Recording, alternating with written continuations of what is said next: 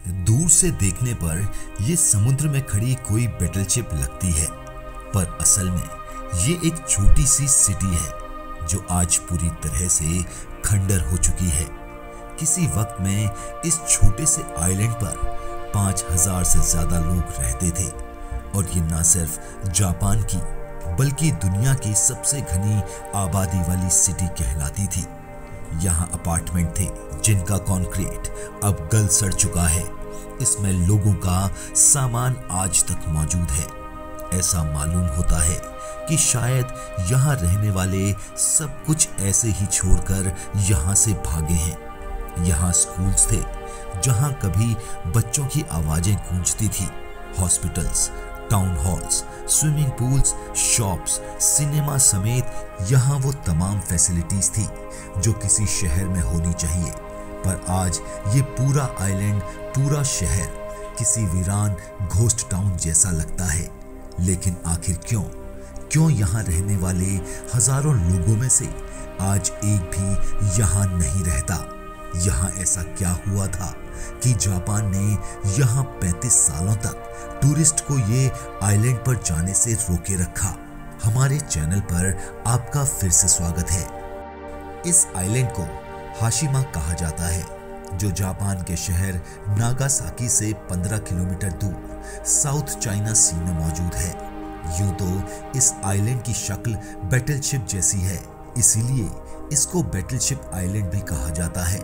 समुद्र के इस हिस्से में 500 ऐसे आइलैंड हैं जिनमें कोई आबादी नहीं है, लेकिन हाशिमा की कहानी इन सब से काफी अलग है। देखा जाए तो दूसरे आइलैंड इतने हरे भरे हैं, लेकिन हाशिमा आइलैंड समुद्र से उभरा हुआ है। एक बहुत बड़ा पत्थर है जिसमें प्लांट्स ना होने के बराबर हैं। हाशिमा आइलैंड ने अपने वक्त में जापान की इकोनॉमी को बूस्ट करने में बहुत बड़ा रोल प्ले किया था और इसकी सबसे खास वजह थी कोल माइनिंग। पिछले 150 सालों की हिस्ट्री में इस आइलैंड के करीब समुद्र के बॉटम से 1 करोड़ 65 लाख टन कोयला निकाला गया था। इतना ज्यादा कोयला आज पूरे इंडिया को 1 महीने तक इलेक्ट्रिसिटी प्रोड्यूस करके दे सकता है। 1800 में हाशिमा से थोड़ी ही दूर ताकाशिमा आइलैंड पर रहने वाले लोगों को जमीन पर बिखरा हुआ कोयला मिला था। पहले तो इनको इस कोयले की खासियत पता नहीं थी, लेकिन फिर कोहिता नाम के एक आदमी को एक्सीडेंटली इसकी हीटिंग प्रॉपर्टीज का पता चल गया और उस दिन के बाद से ताकाशिमा आइलैंड के लोगों ने जमीन पर बिखरे कोयले को इकट्ठा करना शुरू कर दिया, जिससे वो अपने घरों को गर्म रखते थे। देखते ही देखते 1850 में नागासाकी एक इंटरनेशनल शिपिंग पोर्ट बन चुका था।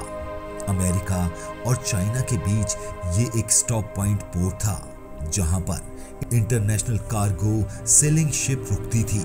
वेस्टर्न कंट्रीज यानी ग्रेट ब्रिटेन और यूएसए अपनी सेलिंग शिप को स्टीम इंजन से रिप्लेस कर रहे थे, जिनको चलाने के लिए एक ही चीज की जरूरत थी और वो था कोयला।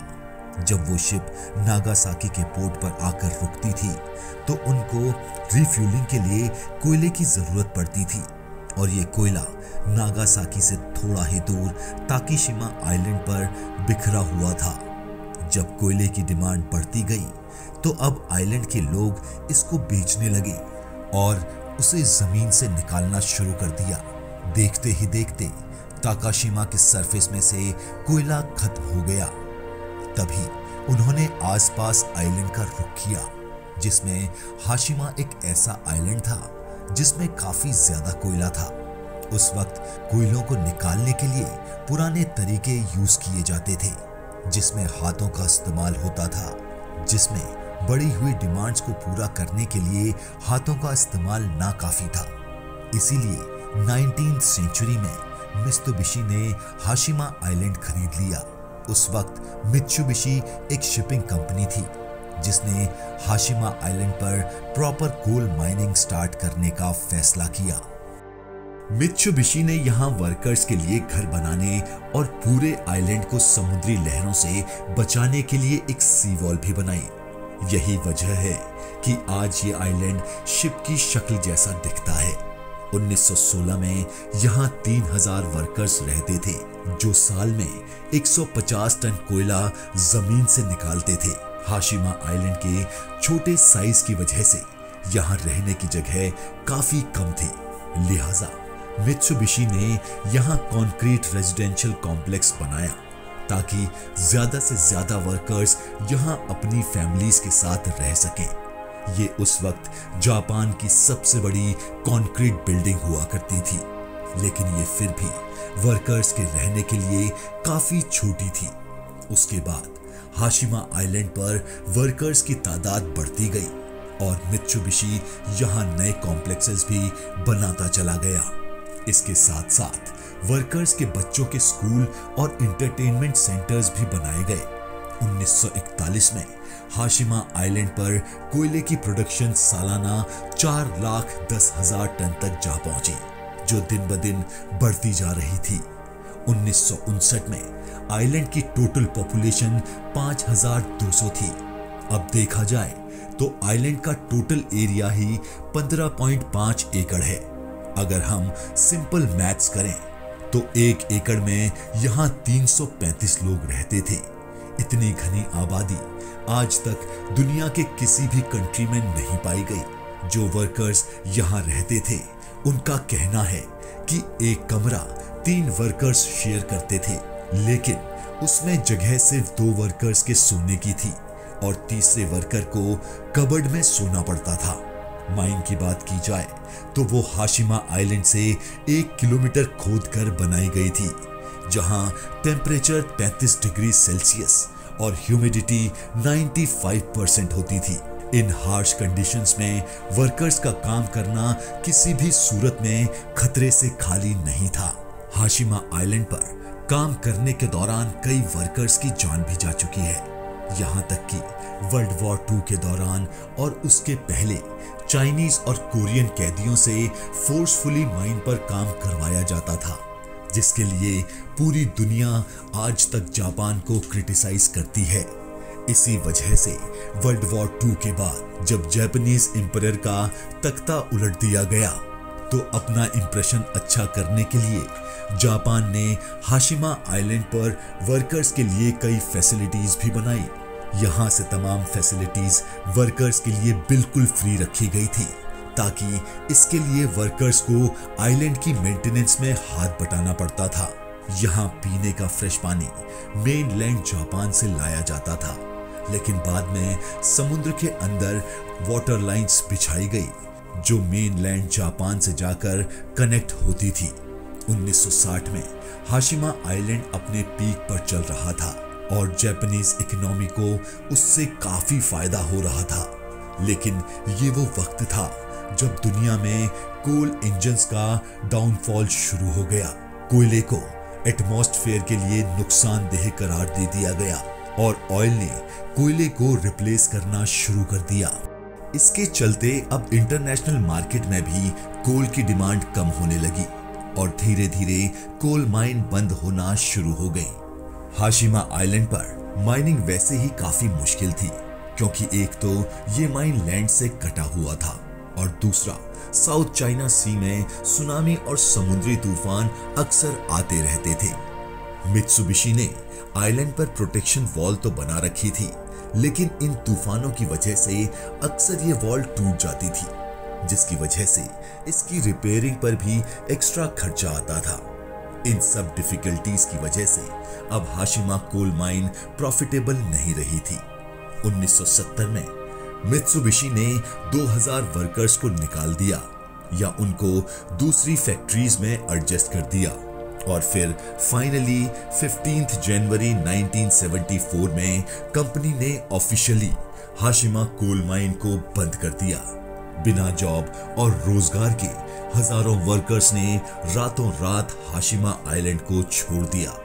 हाशिमा आइलैंड की हिस्ट्री में इंसानों की पूरी एक पीढ़ी यहाँ बड़ी हुई थी, लेकिन वो सारी यादें उनको यहीं छोड़कर जानी पड़ी। आज हाशिमा साउथ चाइना सी में एक भूला हुआ खंडर आइलैंड का मंजर पेश करता है। कई सालों तक जापानीज गवर्नमेंट ने इस आइलैंड को सील रखा था और इसकी वायलेशन करने वालों को सख्त से सख्त सजा दी जाती थी। कई लोगों का कहना था कि जापान यहां दुनिया की फोर्स लेबर की कैंप्स की असल हकीकत दुनिया से छुपाना चाहते हैं, लेकिन जापान का कहना था कि ये रूल उन्होंने आइलैंड पर चोरी रोकने के लिए बनाया है। हाशिमा को 21st सेंचुरी में दोबारा से डिस्कवर किया गया और घोस्ट टाउन की शक्ल में ये काफी फेमस भी हो गया। 2005 में जापान ने हाशिमा आइलैंड को ऑफिशियली टूरिस्ट के लिए खोल दिया। ऑफिशियल्स ने कई बार यहां बिल्डिंग की रिपेयर की कोशिश की, लेकिन क्योंकि इनका कंक्रीट काफी गल सड़ चुका था और हार्श कंडीशंस वेदर की वजह से काम करना पॉसिबल नहीं है।